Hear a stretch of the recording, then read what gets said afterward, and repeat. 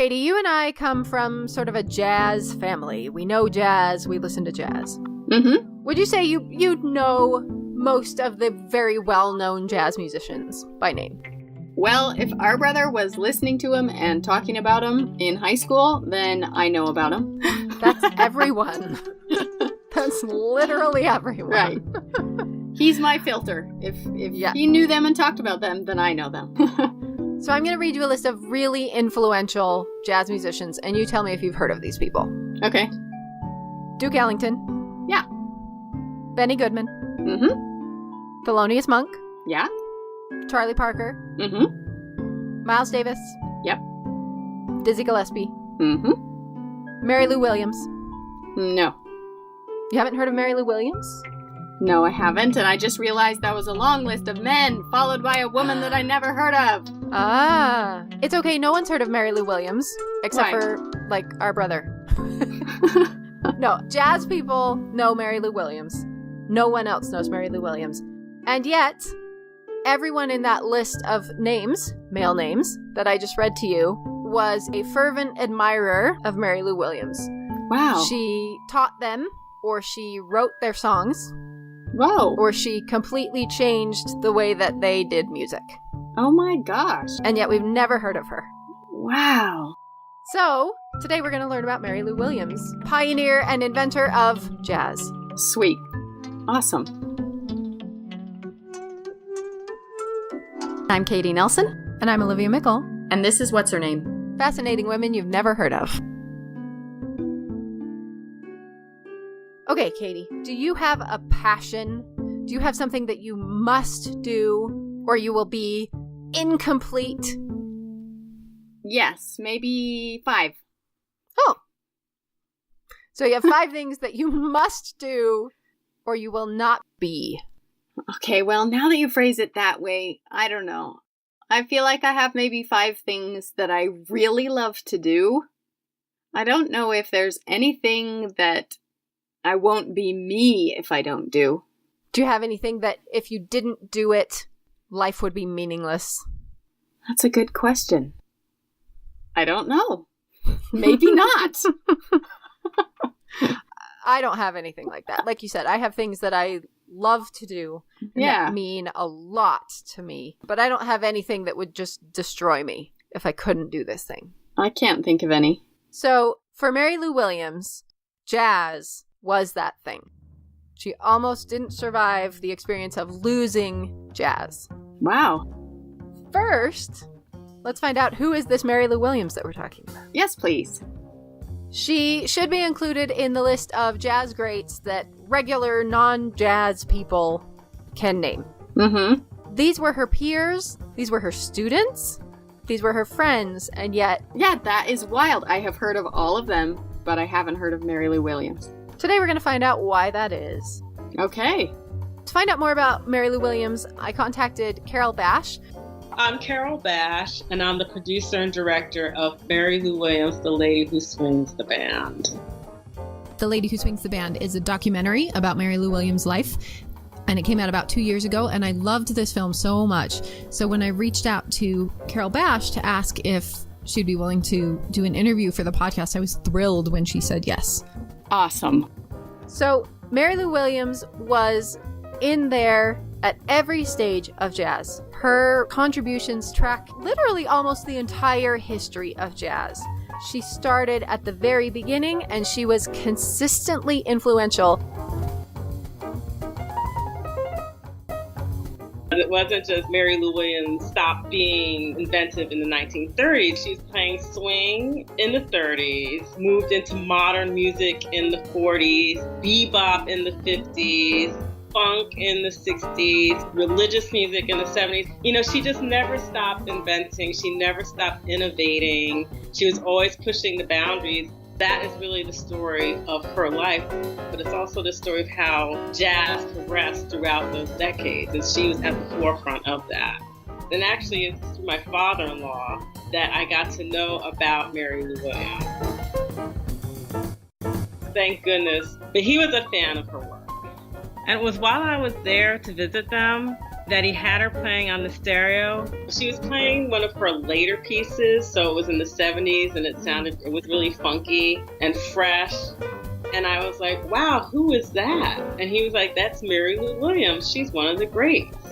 I had just never even heard of her. So mind you, the music I'm listening to is by then like 30 years old, and I still thought fresh and great. But a year later, a book came out about her life. And the book is called Morning Glory, the biography of Mary Lou Williams by Linda Dahl. And I read it from cover to cover. I gotta do a documentary about this woman. I mean, she's one of the pioneers and inventors of jazz. Why has nobody else focused on this woman? So I was like, well, this is it. I'm gonna do it.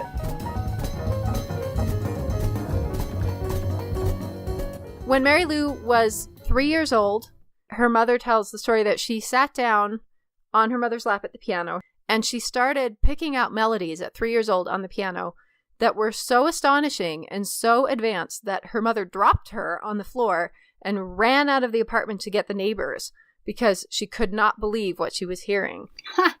And this was excitement, like, come and look at what my little girl is doing, but also fear. These songs were nothing that you would ever expect a small child to be composing. Wow. Her mother was really disturbed by this. Mary Lou was born with a part of the placenta over her face. And in Southern African American folklore, it's called being born with a veil. And that's a sign that the child will have visions. And it also is a sign that this child will be highly attuned to be creative as well. And so Mary Lou saw spirits. And so this is a whole other part of her life. She really would go into rooms and see spirits, and it haunted her. These visions were sometimes really frightening, and she couldn't control it, and they would just happen. And from a very, very early age, stories are told about her seeing souls, is what she called it. And her mom connects that always back to her birth and is scared of it. Right. Oh, that explains why her piano talent is so scary. It's like from another world. Yes. It's not right. So at 3, she's making up her own melodies. From the moment she discovers the piano, they cannot keep her away from it. She is practicing constantly. She is playing the piano. She would sit at the player piano and put her hands on the keys and follow along. And not just our great aunt had a player piano. We used to do that and sit and you look like you're playing the piano. Oh, I loved it. Yeah, you Awesome. felt like you were a genius. Yeah. She actually was a genius. By 6 years old, she was performing at events to earn money. Actually playing the tunes that she learned from the player piano. Her own things, too. Wow. Before she was 10 years old, she was being hired to play the piano for churches. Wow. For their services. She's playing with real bands. Her mom was like a seamstress and cleaned clothes for white people.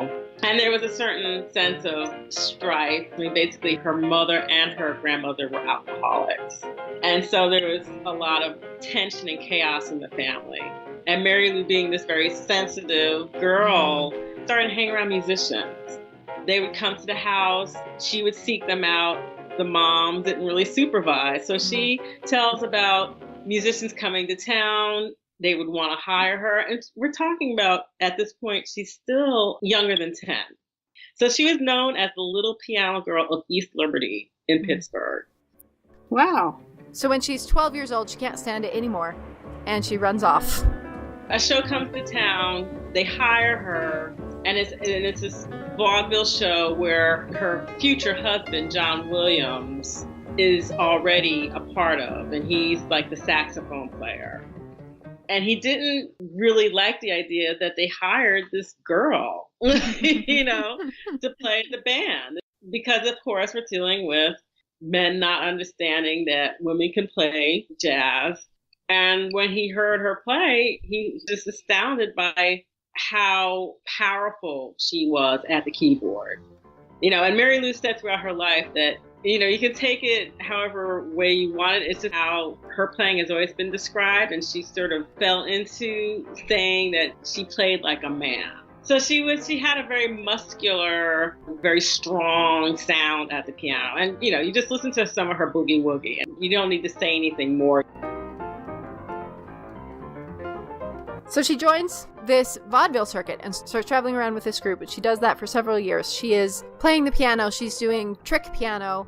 At this point in the vaudeville circuit, it's really popular to do things like she's playing the piano with her elbows, she's spinning around on the piano stool so fast that her skirt flies up over her head and her bloomers are showing. Ooh. So it's showmanship and flash over quality. And at some point, one of the other musicians on the circuit comes up and says, "Girl, I heard some really good chords in what you were playing. You should give up on all this stuff. You're a real musician." And she's so struck by this. It seems to have really amazed her. She hadn't realized maybe that she really was astounding, that she wasn't just a performer, that she could be a musician. There's a sharp line there for her. And from that point forward, she decides, that's it, I'm not doing this anymore.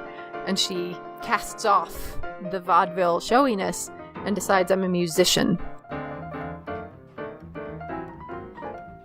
It was through her husband that she eventually ended up in the Andy Kirk Band, which was one of the early swing bands. Music was changing at this point. We're talking now the late 20s, early 30s, where it became swing, bigger bands. People would come into dance halls and ballrooms. And, it's sort of like the bands you see in the 30s in the movies.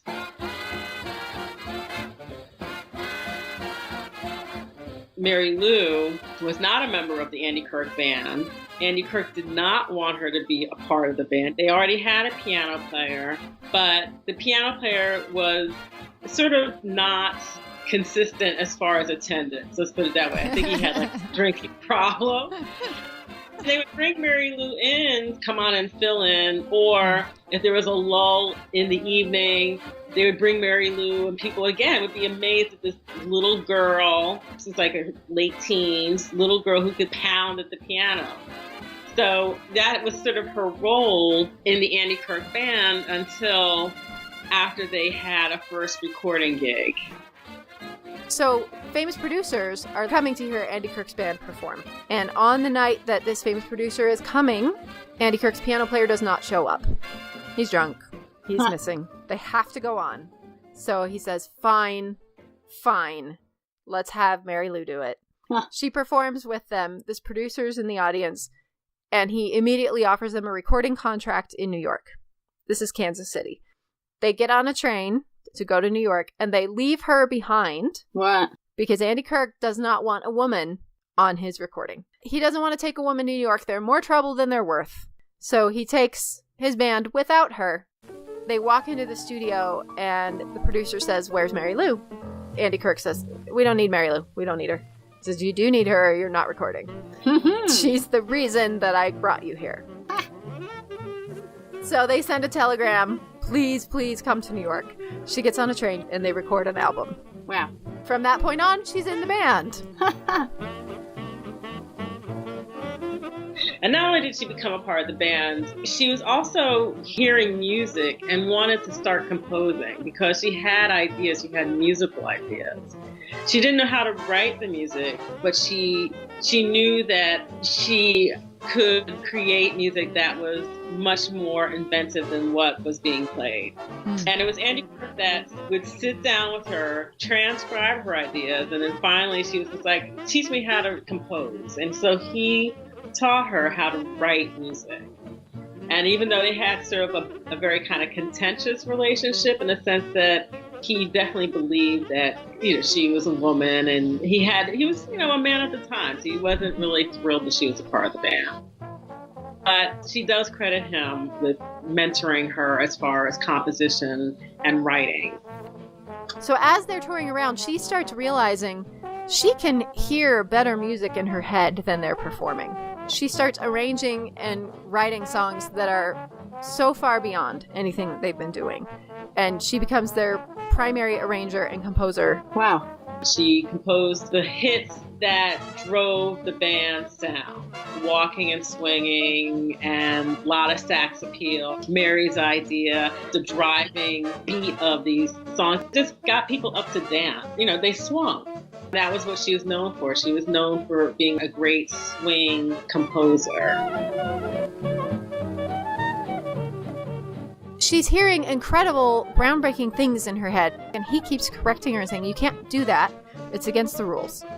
What rules? What rules? And he said, the rules of music. He's correcting her theory. You can't put a sixth in that chord. You can't do this weird thing that you're doing. So he keeps fixing her arrangements. Her songs are wildly popular, and she's also, everyone else is asking her to arrange things. And she's breaking the rules there too. She's not supposed to be arranging for anyone but Andy Kirk, but she does. She's arranging for Duke Ellington. She's arranging for Cab Calloway. She's arranging for everybody. And they're not holding her back. So she's pushing the boundaries of jazz, and the boundaries of jazz move. As she pushes them, new things start to become acceptable. So she stayed in the Andy Kirk band. Her marriage basically dissolved. There was a lot of complication there.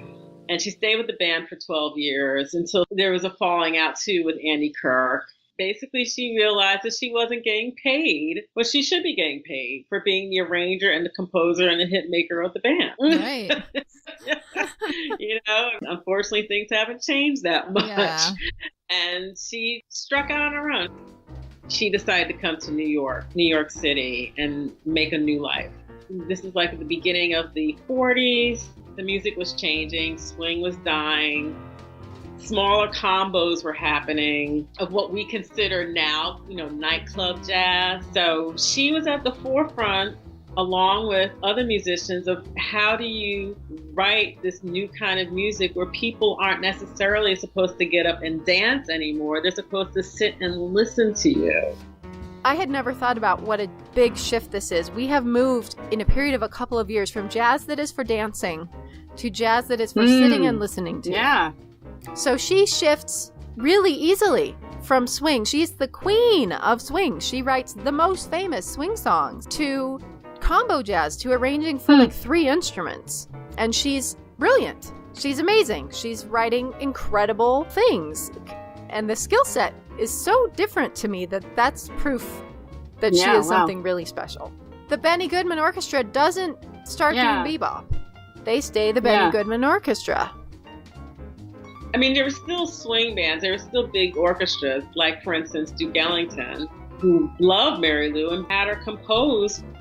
She wrote for all the big name band leaders, which is astounding. And then also writing her own music and moving jazz forward into the smaller venues where people are really just coming to hear the musicians play.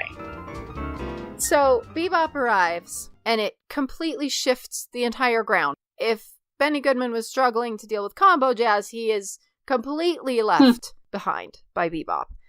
And the people who are doing bebop are almost exclusively, like, even when you think about bebop musicians, they're young, they're male, they're cool, you know, they have no time for those old dudes. Music isn't for dancing. You sit and you feel, you know, that's what bebop is about. It's about being weird and throwing out everything from the past. She should not be able to do anything in this field, right? If anyone typifies what bebop is against, it is her. And yet, when bop came, a lot of the older musicians, like Andy Kirk, like Duke Ellington, couldn't really play bop. It was so different from how jazz had been composed in the past that some musicians just stopped playing. But Mary Lou knew what the boppers were doing, and they were enamored of how forward-thinking she was, that they actually came to her in her apartment in Harlem and started taking lessons. And she used to have like a salon where Dizzy Gillespie and Thelonious Monk and Bud Powell and all these great musicians of the bop era would come and sit down and just hash out their ideas. So she was a mentor to all these modern jazz icons that we know of. You know, she was someone that they sort of came to hear ideas from and to sort of sit at her feet. all of the bebop musicians see in her a genius. They see in her someone who has been doing what they want to do. Thelonious Monk will pick her up at the club at 4 a.m. after she's been playing all night And all of these bebop musicians will come to her apartment and sit there and listen to her from 4 in the morning until noon. Wow. She holds a salon in her apartment with the fathers of bebop, and they are literally sitting at her feet. That's amazing. Is this why they call her the teacher of Thelonious Monk and Charlie Parker and Miles Davis? Yes. Wow. And they called her that. They talked about her as a mentor, as someone who opened up the doors to this new thing. And she's angry. Why? Because they're famous. And she is still the lady on the piano. All of the things that she wants to be taken seriously as a musician. She wants to be recognized for her innovative ideas. She wants to be recognized as a composer, as a serious, important contributor to music, and she's not. The musicians recognize this. They all respect and honor and are amazed by her. She's trying and trying and trying to get a recording contract and cannot get one. She wants to lead her own band, 12 years with Andy Kirk, doing everything. But she has never offered her own band. She has never offered the front spot by any producer. And it's entirely because she's a woman. Wow. And of course, there's a whole dynamic of women having to be entertaining and kittenish and coy. And Mary Lou just wasn't into that. She's like, I'm a musician. That's how you're going to see me. That's how I'm presenting myself. I'm not necessarily going to entertain. I mean, it's interesting. You think about Miles Davis, who was also very much like, I'm a musician. I'm not here to banter with the audience, and yet he was seen as being cool. Yeah. Mary Lou is not acceptable for how we expect a woman on stage to act. Thank goodness it's not like that now.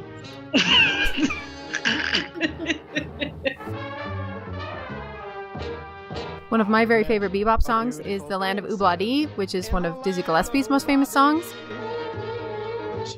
It is the exact epitome of bebop. It is bizarre, it's funny.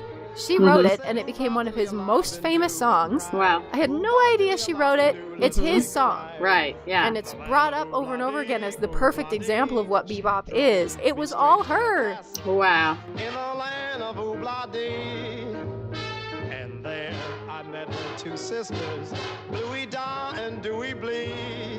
And it's not just that she's a woman. She's the wrong kind of woman. As nightclub jazz begins, there's a really sharp shift. I think a lot of people have realized, like, in jazz, women can be singers, and that's almost all. Yeah. She is playing in the exact same club where Lena Horne is just starting. There's another really talented pianist named Hazel Scott who starts out in the same club. But Lena Horne and Hazel Scott end up in the movies. Oh. Because, A, they are much lighter skinned than Mary Lou Williams. There's a big aspect of colorism, that's even within racism. The lighter your skin is as a black woman, the more socially acceptable you are. They have quite light skin. Mary Lou Williams is quite dark skinned. B, there is an expectation that women performers are going to be, they call them kittens. They're going to be flirty. They're going to be charming. They're going to flirt with the audience or the band leader. They're going to wink at you. You're going to be a classic jazz singer. Yes, exactly. What we think of as what a jazz singer does. You have to be flirty and draw the audience in with your sexual wiles. She absolutely refuses to do that. She will not do it. Even though she knows it's hurting her career, she can't bring herself to do it. To me, it seems like this is the same thing she was doing in vaudeville. This is putting on a show, and she already has rejected that. I won't do that anymore. I'm not going to swirl around on the piano stool with my dress up around my head. I'm a musician. Oh, right. She's already left that real behind. Musician, and I should be taken seriously as a real musician. Yeah. I believe that's definitely a part of it, where she made a real choice at a very young age when vaudeville was happening that, no, I'm not going to be a vaudeville performer. And I think there was a real paradigm shift in how she saw herself and what her role was. She really was a musician. Let the music and let my talent speak for itself. So that 20 years later, when it was more of a Hollywood glamour kind of pressure being put on women performers to be coy and cute, by that time she just didn't see herself as that. She saw herself as a musician. Yet she wanted success. She wanted to be seen by mainstream audiences. She just couldn't do what needed to be done to have the agent look at her in that way. She just drew a line, although there was a price to pay, obviously. Oh, that sucks. It really sucks. So even though she is better than any of these other musicians, men or women, she can't get taken seriously. They don't have a slot for her. I feel like this is where, in the movie plot or the play, she cuts off her hair and she dresses in men's clothes and she does what must be done in order to fit into that world. You know? Yeah. Like, there's no way forward for her. Yeah. So I think that's where we have this question, right? She really, really, really wants to be known. She wants to be mainstream. Lena Horne becomes a movie star. She can't even get a recording contract. So what do you do in that situation? I feel like she could sell out and flirt a little and maybe get what she wanted. But then she wouldn't be her. Yeah, like that is becoming famous for a thing that she's not, and that's not what she wants. So I've tried to put myself in that situation. If there's this thing that I desperately want, and I could just change myself a little bit, and what would you do in that situation? I don't know what I would do. Yeah. Gosh, if I wanted it so bad. I think what I would do is probably coach myself into wanting something else. Just spend all my energy trying to control what I can control. Like, want to be flirty or just want something other than jazz? Maybe I'd try to want to play jazz but have no one notice me. You know? What would you do? I've gone like back and forth around this several times, and I don't think that I can put myself in that situation because I don't have a thing like that. Yeah. You know, my instinct is to say, well, geez, it's not worth it. Just go do something else. But I don't have anything that would eat me alive if I couldn't do it. And that really seems to be how it was for her. That this wasn't something she loved. It was what she had to do to stay alive.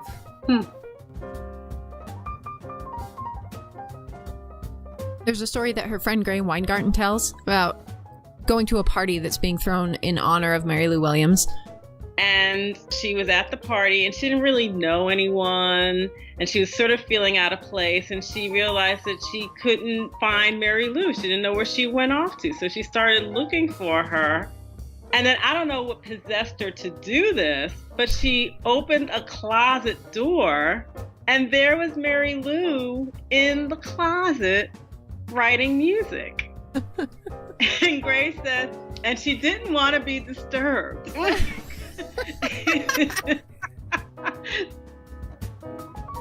Like, close the door. Wow. And you know, on the surface, this is a really funny story. The mad musician who can't even get through a party without writing a song.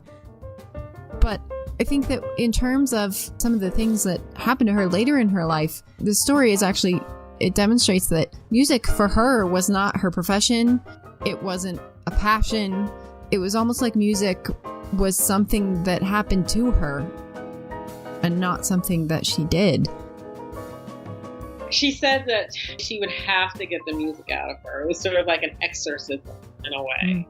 The challenge in telling her story was to really do honor to her complexity and also to really deal with the pain and the struggle of being a female artist and a Black female artist. Things were a struggle for her, and to really know that maybe part of her creativity was, I guess as always, you know, some of the creativity comes from the struggle, comes from the pain.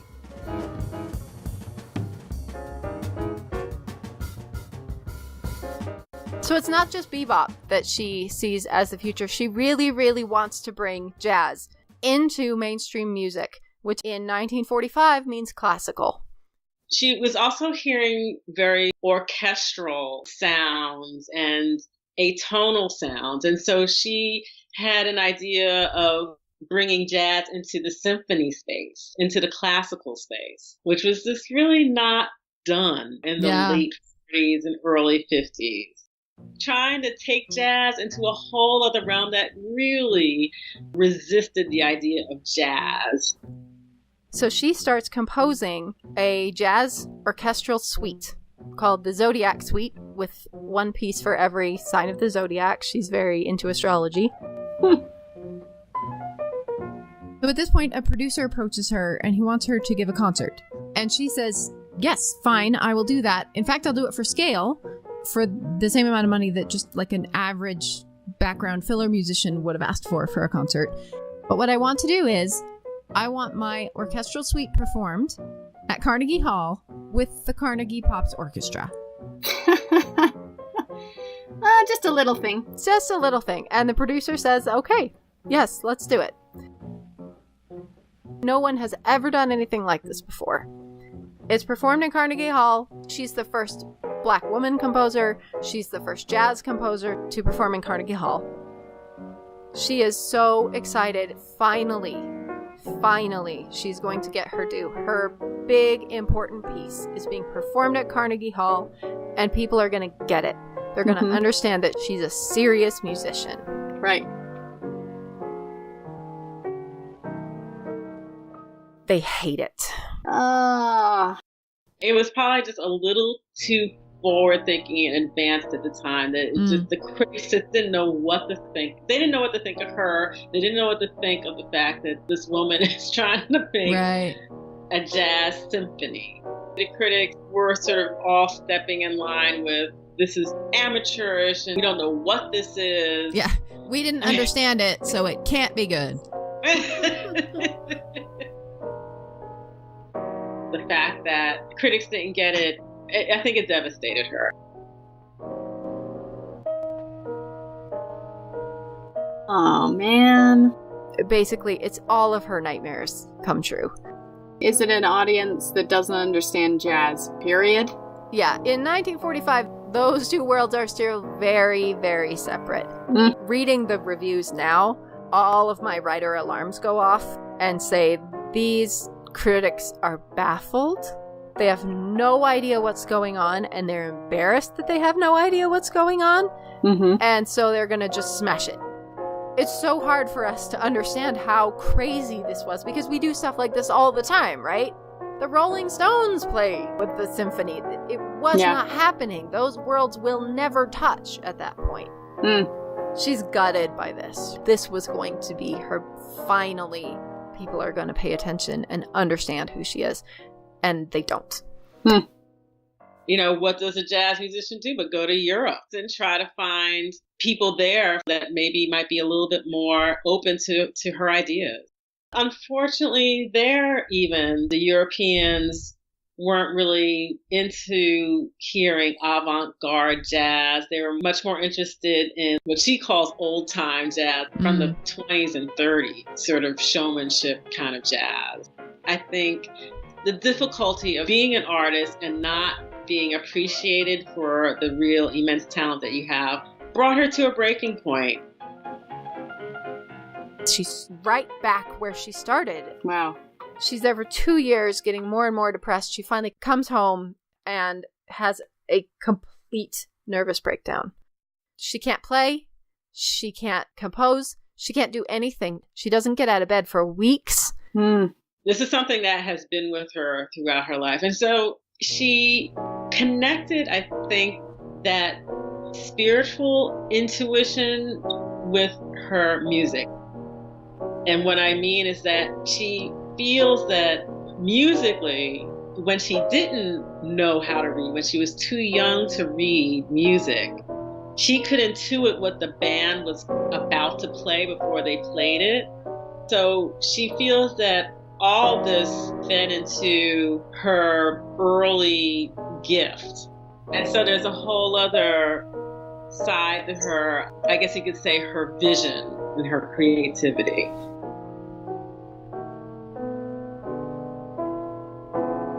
I mean, now we would clearly say severe depression. Yeah. Finally, she hears a voice. God tells her to buy a rosary. She buys a rosary, she goes to the Catholic Church, and the priest comes in and finds her just wailing on the floor. For a couple of years, all she does is go to church. She gets up in the morning, she goes to the Catholic Church, and then she comes home. She can't play music. She doesn't know what to do. She wants to serve God. The world is so lucky that Father Anthony Woods was the priest in that Catholic church that day. Because contrary to every story I've ever heard of a religious leader encountering a famous musician, he tells her, Mary Lou, this is your gift. Jazz is your gift, and it's what God is calling you to do. Wow. Finally, one of her priest friends brings her a plaque of St. Martin de Porres. She loves him because he is black. And she's sitting, staring at this plaque, and suddenly has a revelation, I would call it, and realizes that jazz comes out of spirituals, comes out of slavery, it comes out of the call of her people to God in their suffering. Jazz is religious music, and this is what God wants her to do. She really looked at jazz as being a purely spiritual music because its origin of coming from African American slaves, from an African American heritage of struggle. That's spiritual. And so why wouldn't it fit within a spiritual setting? He tells her, you should write us a mass. God wants you to write a jazz mass. Ah, So she does. that is beautiful. It is beautiful. It's performed in the church as a mass, and then it's performed several other places. She is on fire, composing again.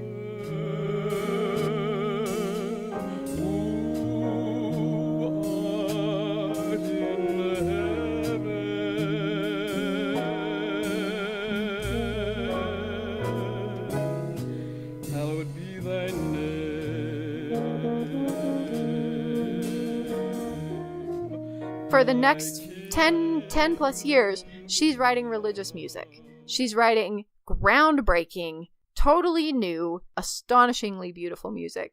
She writes this incredible hymn, The Black Christ of the Andes, that, I mean, this thing is 50 years old.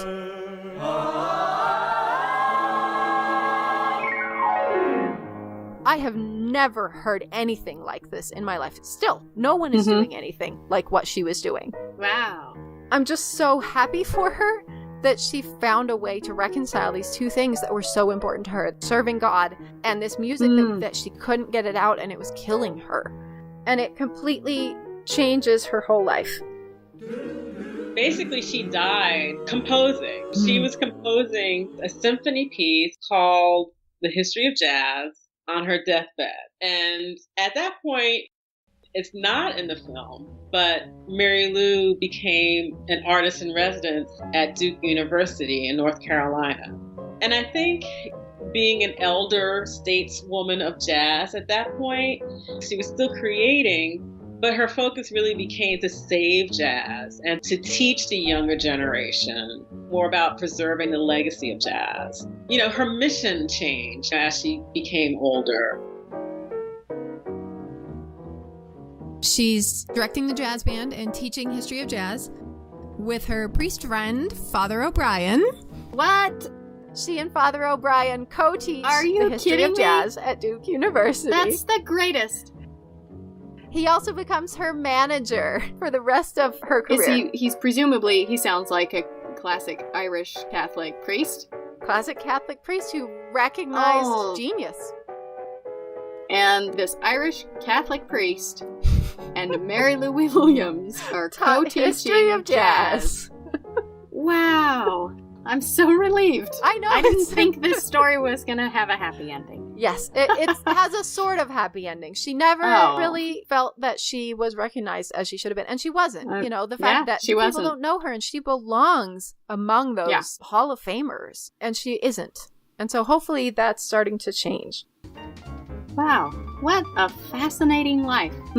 She's such a compelling, sad, beautiful, complicated, heartrending, heartwarming story. Yeah. Like jazz. Her life is jazz.